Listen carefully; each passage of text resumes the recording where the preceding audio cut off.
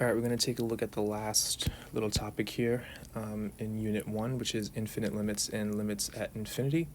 We've seen this a little bit, but there's some more details that I kind of left out in the beginning of the year, and we're just going to wrap it up right now, okay? All right, so the big thing here is that infinite limits are when you're approaching a number. All right, so in this one, we're approaching 4 from the left and right. Here, we're approaching 1 from the left and right.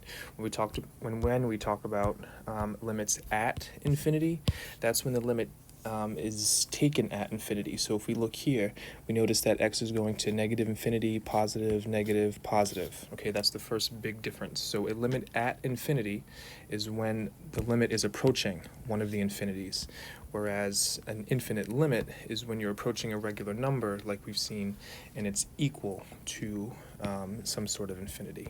Okay, so this is pretty basic here. As you approach 4 from the left of f, it's shooting to positive infinity, no big deal. From the right, it's going down to negative. And then we'll switch to g in the next two, so I'm going to go down a little bit. If we approach 1 from the left, it's shooting down. If we approach 1 from the right, it's shooting up. Okay, so no big deal. We've seen this a bunch of times. Okay, so what I want you to write down for your discovery is a vertical asymptote.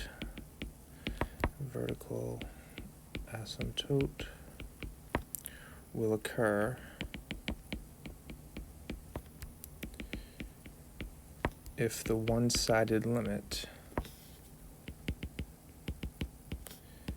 is unbounded. Okay, unbounded just means going to infinity. Okay, a vertical asymptote will occur if the one-sided limit is unbounded. So if I'm asking you to approach a number like 4 or 1 in this particular case, and it's shooting up to a certain type of infinity, we call that unbounded. Okay, so in general, as x approaches c, just a little bit generically, the limit will approach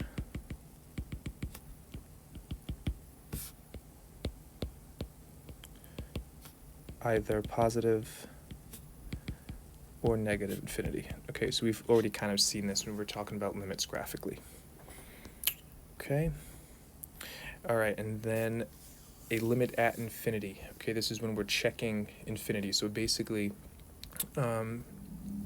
this is describing the end behaviors of a function. All right, so I want to know what's happening at the end. So in this one, we're going to go to f. I want to know what's happening as x approaches negative infinity, right? So I'm asking you what's happening as we look out toward the end of that function, right? So we don't really care what's happening on the graph. We're interpreting what's happening off the graph toward negative infinity and then eventually positive, okay?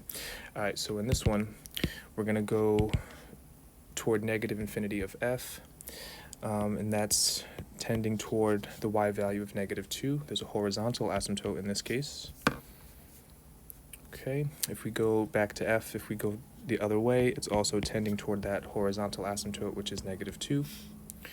And then on g, I don't think we've seen this in class before. All right, this is what's called an oblique or a slant asymptote. So we have asymptotic behavior where it's not going to cross that line, it just happens to be slanted. All right, but it's a very similar idea as far as checking limits. So if we go toward negative infinity, it's never going to pass this line.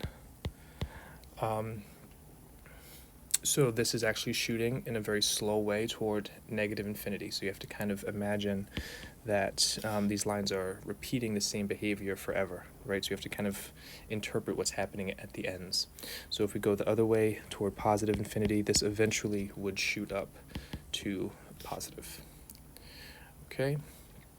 All right, so what I want you to have here for your discovery is a horizontal asymptote, or an oblique. That's probably new for you. You can also call it slanted if you want to be a little more informal.